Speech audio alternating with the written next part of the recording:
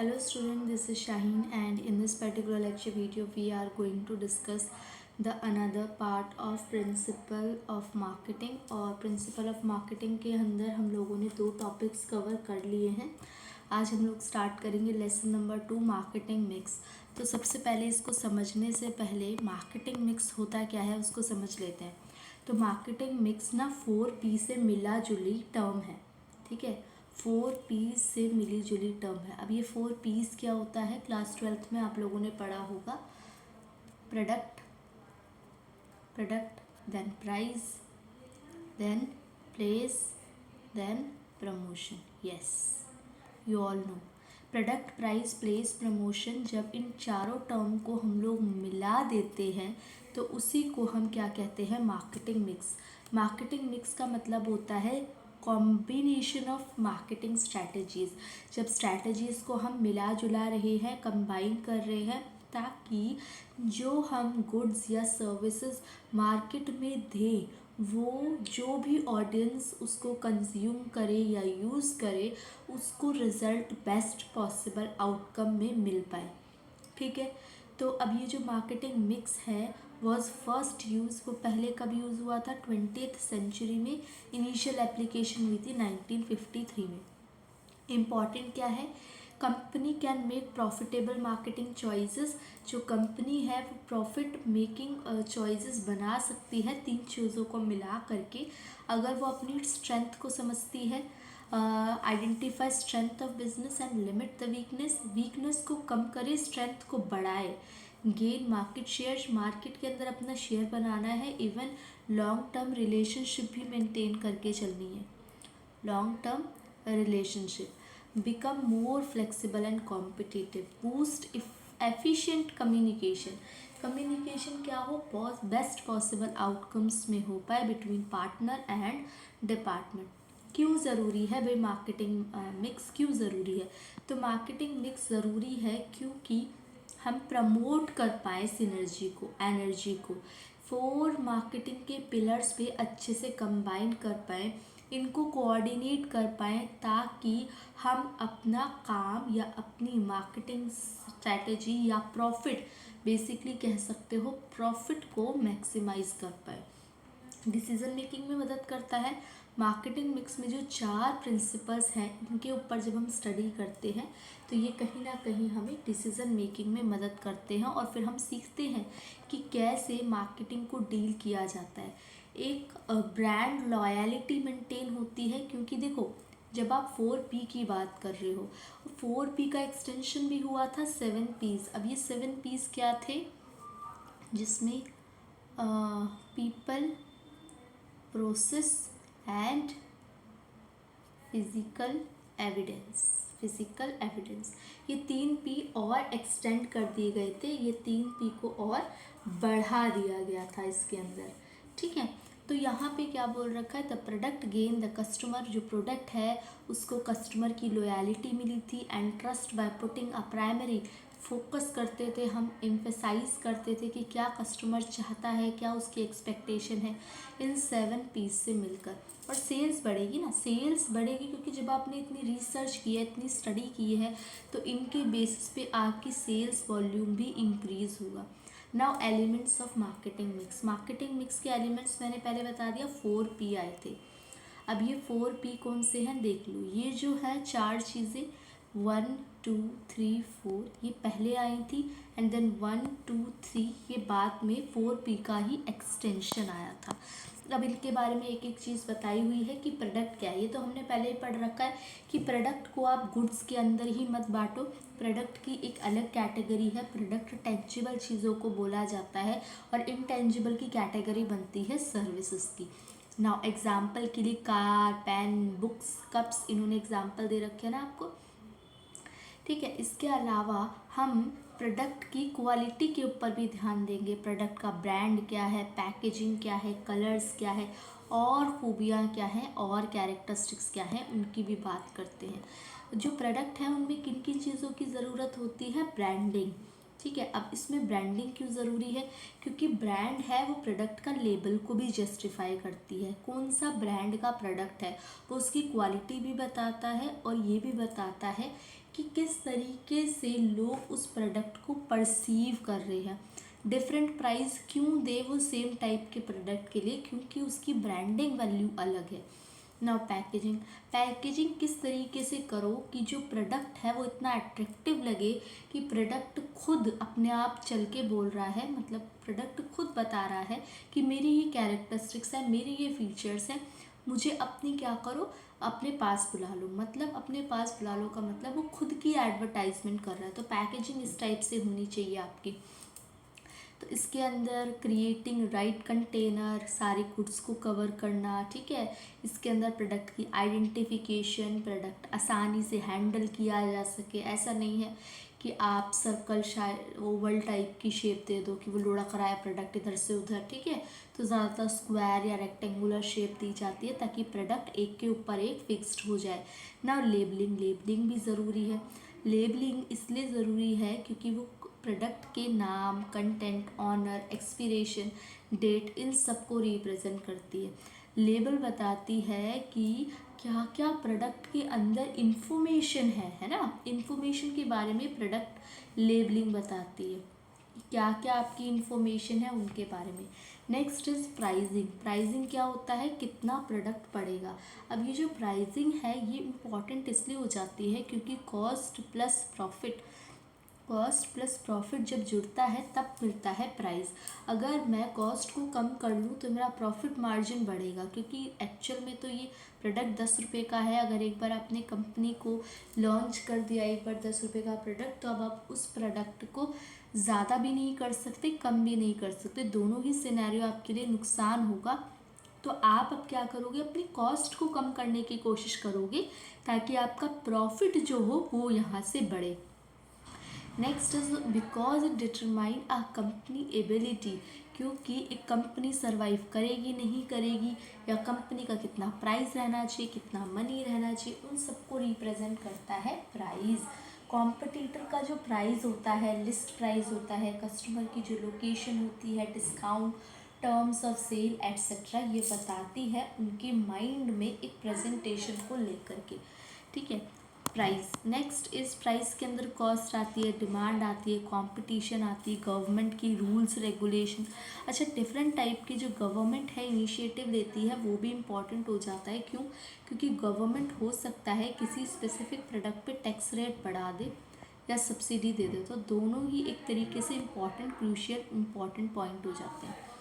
Subsidy, अगर in case government tax बढ़ाएगी तो ऑटोमेटिकली प्राइस जो है वो प्रोडक्ट का बढ़ जाएगा, और अगर वो सब्सिडी प्रोवाइड करेगी तो प्राइस जो है वो कम हो जाएगा। इसीलिए ये भी इम्पॉर्टेंट फैक्टर है ना। मार्केटिंग का ऑब्जेक्टिव भी इम्पॉर्टेंट है, क्योंकि हो सकता है कि मार्केटिंग का ऑब्जेक्टिव हो सेल्स मैक्सिमाइजेशन। अगर सेल्स मैक्सिमाइजेशन है तो मार्केटिंग का जो ऑनर है या जो भी मार्केटिंग कर रहा है वो अपने किस पे फोकस करेगा, ज़्यादा से ज़्यादा प्रोडक्ट को सेल करने की कोशिश करेगा। लेकिन एट द अदर हैंड अगर उसका जो मेन मकसद होगा वो होगा वेल्थ मैक्सिमाइजेशन, तो वो किस पे फोकस करेगा, वो वेल्थ के ऊपर फोकस करेगा। वो ये देखेगा कि कितना टाइप का प्रोडक्ट को आप यूज़ कर रहे हो। Now the next one is place. Place भी इम्पॉर्टेंट है ना, मैंने बताया ना प्लेस क्यों ज़रूरी है, क्योंकि जिस भी जगह पे आप सामान की डिस्ट्रीब्यूशन कर रहे हो, कितने टाइप के डिस्ट्रीब्यूटर का यूज़ कर रहे हो, किस तरीके की लॉजिस्टिक यूज़ कर रहे हो। लॉजिस्टिक का क्या मतलब होता है, ओरिजिन से लेकर के जब वो प्रोडक्ट कंज्यूमर के हैंड तक पहुंचता है तब तक की क्या प्रोसेस होती है। तो फिर यहाँ पे प्लेस के बारे में बताया गया है। डिस्ट्रीब्यूशन और प्लेस, जो डिस्ट्रीब्यूशन है कैसे मटेरियल इंसान के पास पहुंच रहा है। Our goods should be placed and distributed in an area that is convenient for potential buyer। ये जो डिसीज़न है ये चैनल के साथ जुड़े हुए हैं। Serve as a medium between the potential, ये जो एक मीडियम की तरह ट्रीट करेंगे एक पोटेंशियल बायर और फर्म। ना basic just a small number, basic consumer goods कौन से होते हैं, that is daily needs good, easily accessible goods वो भी हो सकते हैं। But just a small number of retailer, जो थोड़े से रिटेलर हैं, carry high end goods.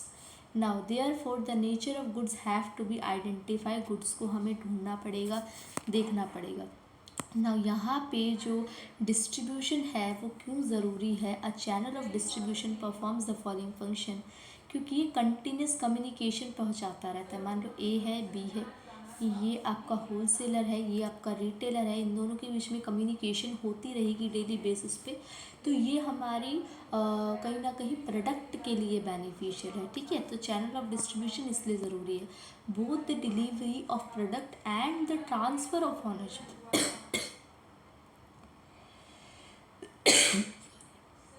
Sorry, both the delivery of product and the transfer of ownership are made easier। दोनों चीज़ें, जो प्रोडक्ट डिलीवर हो रहा है और ऑनरशिप जिसके पास है, वो दोनों आसानी से मिल जाते हैं। क्योंकि अगर मान लो एक प्रोड्यूसर है और एक कंज्यूमर है, तो प्रोड्यूसर ने सामान कंज्यूमर को पहुंचाया, तो सामान के साथ साथ डिलीवरी ऑफ प्रोडक्ट के साथ साथ ऑनरशिप भी कंज्यूमर के पास चली गई। Next is third one is it facilitate finance by providing credit. Credit भी प्रोवाइड करता है, तो इसलिए भी डिस्ट्रीब्यूटर ज़रूरी हो जाता है। If necessary it will help in the execution of after sales service after sales service का रोल भी ये लोग ही प्ले करते हैं। Next is types of distribution channel. कितने टाइप्स के होते हैं? ज़ीरो लेवल चैनल, जिसमें मीडिएटर कोई नहीं है, प्रोड्यूसर से डायरेक्टली सामान किसके पास पहुंच गया? कंज्यूमर के पास। जैसे आप देखते हो अमेज़ॉन या फ्लिपकार्ट या होम शॉपिंग, इस टाइप के जो चैनल्स हैं, तो उन लोगों का क्या काम होता है? डायरेक्टली होलसेलर से लेना, तो इसीलिए जो प्रोडक्ट होता है वो प्रोडक्ट को सस्ते दामों पे बेचते हैं। वन स्टेज चैनल, जिसमें एक स्टेज आ जाता है प्रोड्यूसर के बाद कंज्यूमर, और प्रोड्यूसर और कंज्यूमर के बीच में रिटेलर है, और प्रोड्यूसर के बीच में कंज्यूमर के बीच में अगर दो लोग होते हैं, ठीक है, दो लोगों की बात होती है यहाँ पे, तो ये क्या कहलाएगा? आपका होलसेलर और रिटेलर। नेक्स्ट इस थ्री लेवल के अंदर कौन कौन आ गए? होलसेलर, रिटेलर के अलावा एजेंट भी आ गया। तो यहाँ पे प्रॉफिट का जो डिस्ट्रीब्यूशन, जितना ज़्यादा वाइड चैनल रखोगे उतना ही आपका लैक ऑफ कंट्रोल चला जाएगा, एज वेल एज आपका प्रॉफिट का जो मार्जिन है वो भी क्या हो जाएगा? कम से कम होता जाएगा।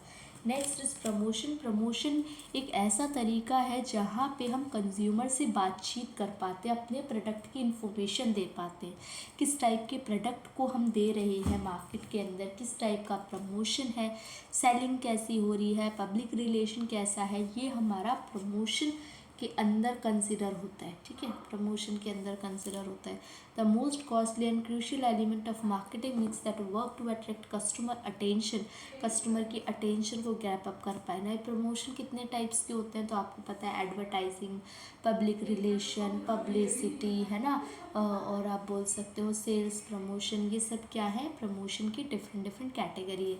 ये करते क्यों है हम? मेन ऑब्जेक्टिव क्या है? कस्टमर की अटेंशन को ग्रैप अप करने के लिए, कस्टमर का इंटरेस्ट बढ़ाने के लिए, प्रॉफिटेबिलिटी बढ़ाने के लिए, कस्टमर को प्रोडक्ट अवेलेबल दिखाने के लिए कि हाँ आपके एरिया में भी हमारा प्रोडक्ट अवेलेबल है, ये बताने के लिए कि हमारा प्रोडक्ट क्या अलग ऑफ़र कर रहा है दूसरे वाले प्रोडक्ट से।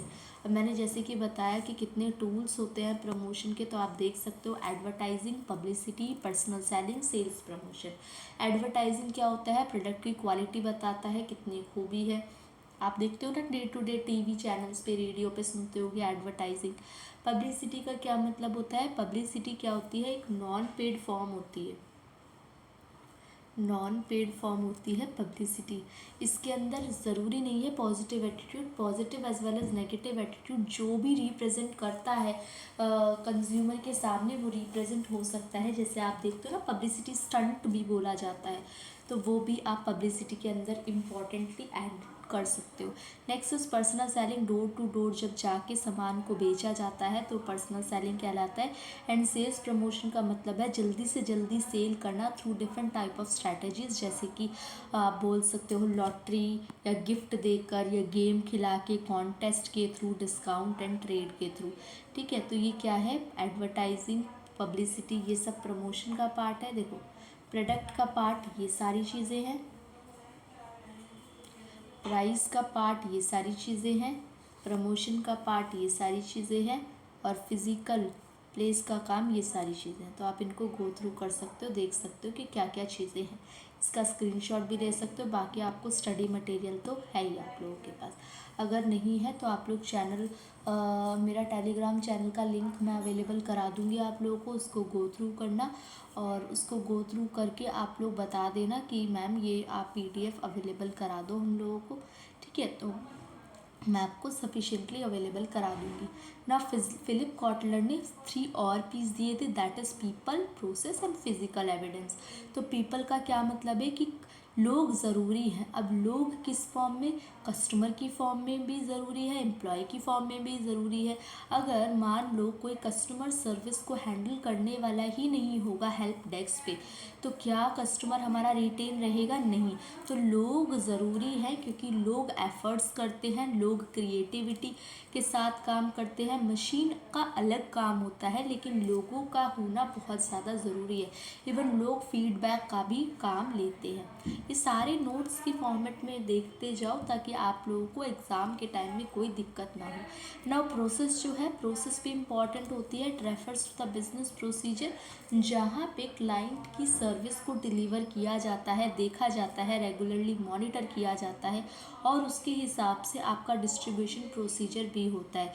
और अगर आपको एरर फ्री बिजनेस प्रोसेस चाहिए तो आपको कॉस्ट को कम करना पड़ेगा, प्रॉफिट को बढ़ाना पड़ेगा, ताकि डेली बेसिस पे आपका ये काम चलता रहे।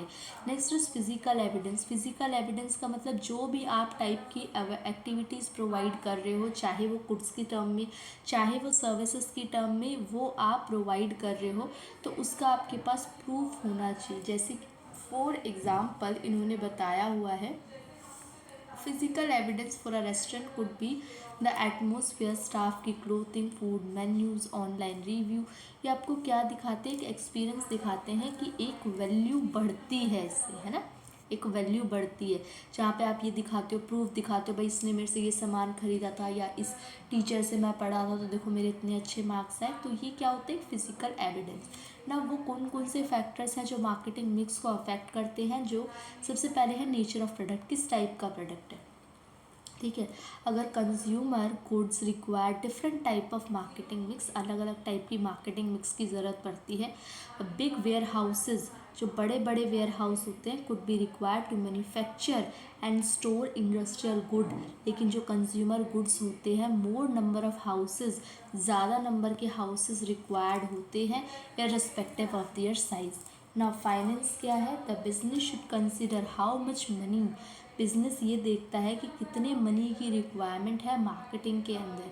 अगर हमें इतने फर्म की रिक्वायरमेंट है या इतने फाइनेंस की रिक्वायरमेंट है तो ठीक है। अगर हमें ज़्यादा फंड्स की रिक्वायरमेंट है तो हम लोगों को अपना मार्केटिंग मिक्स का स्ट्रक्चर चेंज करना पड़ेगा।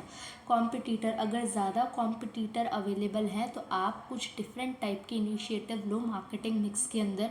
अगर कॉम्पिटिटर कम भी है तो आप लोग सेम टाइप की स्ट्रैटेजीज़ को यूज़ कर सकते हो। टेक्नोलॉजी का मतलब according to changes in technology, technology की चेंजेस की वजह से आपको लोकेशन, किस टाइप के गुड्स दे रहे हो, क्या प्रमोशन स्ट्रैटेजी यूज़ कर रहे हो, तो वो सब चेंज करनी पड़ती है। Stage of product life cycle भी इंपॉर्टेंट है, डिपेंड करता है कि आप कौन सी स्टेज पे हो। अगर आप मैच्योरिटी स्टेज पे हो तब तो कोई प्रॉब्लम ही नहीं है, तब तो आप अच्छे से चल रहे हो। लेकिन अगर आप डिक्लाइन फेज पे हो तो आपको दोबारा से मार्केट में रेज आउट करना पड़ेगा और इनिशिएटिव्स लेने पड़ेंगे, ठीक है। तो ये है आपका इसके बारे में। नेक्स्ट सर्विस मार्केटिंग देख लेती हूँ एक बार, इसमें कितना टॉपिक है, ठीक है। तो इसका थोड़ा सा टॉपिक है, इसको भी हम कवर कर लेते हैं एंड देन फिर फाइंड अप करते हैं। सो सर्विस मार्केटिंग कौन सा है? इंटेंजिबल जो बेनिफिट्स को देता है। सर्विस मार्केटिंग एक कटिंग एज देता है, एक कट एज देता है, आपको ये बताता है कि किस टाइप के प्रोडक्ट के अलावा सर्विसेज भी आजकल वर्ल्ड वाइड ग्लोबली फैली हुई है। Service marketing calls for the promotion of service. जो सर्विस मार्केटिंग है वो सर्विसेज के लिए ज़्यादा अवेलेबल हो रही है at that scenario current period में। कॉटलर के हिसाब से, कॉटलर के accordingly, a service is any activity, service कोई भी एक्टिविटी हो सकती है, बेनिफिट हो सकता है, that one party can affect to another, एक पार्टी दूसरे के ऊपर अफेक्ट करती है, जो कि intangibly does not result in ownership of anything, जिसमें मतलब ऑनरशिप नहीं मिलता, हक नहीं मिलता, हर बार चीज़ें बदलती जाती हैं। तो सर्विस मार्केटिंग के अंदर अगर मैं सबसे पहले फीचर की बात करूँ, दैट इज़ इंटेंजिबल। इंटेंजिबल का क्या मतलब होता है? जिसको आप टच नहीं कर सकते, देख सकते हो, एक बार उसका एक्सपीरियंस अलग है, दूसरी बार अलग रहेगा, ठीक है। Additionally it is an intangible good that the general public uses despite being invisible. Intangible service differ from product in many ways, दूसरे तरीके से अलग होती है। Service marketing is depiction of an intangible performance, general public use करती है daily lifes में। Now for example hotel business है, ठीक है, वो अपनी सर्विसेज प्रोवाइड करता है। In order to reach a wider audience, ज़्यादा ऑडियंस तक पहुंचने के लिए इंडस्ट्री बहुत सारे तरीके यूज़ करती है एडवर्टाइजिंग के अंदर जाने के लिए, तो वो भी एक इंटेंजिबल सर्विस है। कोई ऑनरशिप ट्रांसफ़र नहीं होती, ठीक है। ऑनरशिप ट्रांसफ़र नहीं होती मतलब अगर सर्विसेज आपको प्रोवाइड किया तो आप उसका मालिकाना हक थोड़ी हो गया आपका, आप ऑनर थोड़ी हो गए। अगर आप होटल में गए हो, आपने 2 दिन के स्टे लिया है, तो आप उसके मालिक थोड़ी बन गए, ठीक है। Next is perishable goods. Perishable goods का मतलब ऐसा नहीं कि वो ख़राब हो जाती है, जैसे कि आप वेजिटेबल्स की बात करो, फ्रूट्स की बात करो, तो दैट आर पेरिशेबल, जो कि कुछ पीरियड के बाद, सर्टेन पीरियड के बाद ख़त्म हो जाते हैं या ख़राब हो जाते हैं। लेकिन अगर आपने कोई सर्विस ली है, कोई एक्सपीरियंस है, तो वो लॉन्ग सिनेरियो पीरियड के लिए चलेगा, वो ख़राब नहीं होगा। आप सेपरेट नहीं कर सकते सर्विसेज को। जैसे कि अगर मैं एज अ टीचर आप लोगों को सर्विस प्रोवाइड कर रही हूँ, तो आप मुझे और मेरी सर्विस को डिफाइड नहीं कर सकते, है ना, डिवाइड नहीं कर सकते। और service at a beauty parlour for example is link to its creator, और आप उसे अलग नहीं कर सकते। हर बार कुछ ना कुछ अलग मिलेगा आपको। जैसे कि मान लो मैं सेम टॉपिक को पढ़ा रही हूँ, सेम जगह पे पढ़ा रही हूँ, लेकिन फिर भी हो सकता है मेरे एग्जाम्पल डिफ़र कर जाए, हो सकता है मेरी बोलने के तरीके में फ़र्क हो जाए, हो सकता है कि नॉइज़ का वेरिएशन हो, कुछ ना कुछ चेंजेस आते हैं। Now challenges in service marketing. Service marketing के अंदर क्या क्या उतार चढ़ाव देखने पड़ते हैं, तो जैसे जो सबसे पहला पॉइंट है दैट इज़ ट्रस्ट, भरोसा। भरोसा, अब ज़रूरी नहीं है आपको मेरे ऊपर भरोसा हो। आप टीचिंग मान लो मेरे से पहली बार क्लासेस ले रहे हो, तो ज़रूरी नहीं है मैं उतना ट्रस्ट बिल्ड कर पाऊँ, ठीक है, तो वो नहीं हो पाता, इसलिए एक प्रॉब्लम है।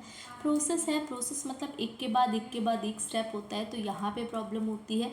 नेक्स्ट इज कस्टमाइजेशन, ये customer to customer, client to client, client की नीड्स के अकॉर्डिंगली डिफ़र करता है, तो इसीलिए भी सर्विस मार्केटिंग में प्रॉब्लम फेस करनी पड़ती है। Marketing mix in services marketing क्या बोल रखा है? प्रोडक्ट के बारे में तो हमने डिस्कशन कर लिया, प्राइसिंग भी डिस्कस कर लिया, प्लेस भी डिस्कस कर लिया, प्रमोशन भी डिस्कस कर लिया, पीपल, प्रोसेस, फिजिकल एविडेंस। जब ये सब सर्विस की टर्म्स में आती है तो ये वाला आपका कहलाता है marketing mix in service marketing. तो हम लोगों ने आज नेक्स्ट चैप्टर को भी, चैप्टर नंबर 2 को भी कवर किया है। अब नेक्स्ट चैप्टर से हम कंसिडर करेंगे लेसन नंबर 3 से मार्केटिंग इन्वायरमेंट, ठीक है, इसको डिस्कस करेंगे और देखेंगे कि किस तरीके से लेसन नंबर 3 को हम कवर कर सकते हैं। ओके, अब आप लोगों से नेक्स्ट लेक्चर वीडियो में मिलते हैं, और आप लोग बाकी चैनल को सब्सक्राइब करो और शेयर करो वीडियो को एज मोर एज पॉसिबल, क्योंकि जब तक आपका एग्ज़ाम सिनेरियो होता है तब तक आप लोग फुल्ली सिलेबस को कवर कर लो with the PYQs also. Okay, तो आप लोगों से नेक्स्ट लेक्चर में मिलते हैं। ओके, टेक केयर बच्चों।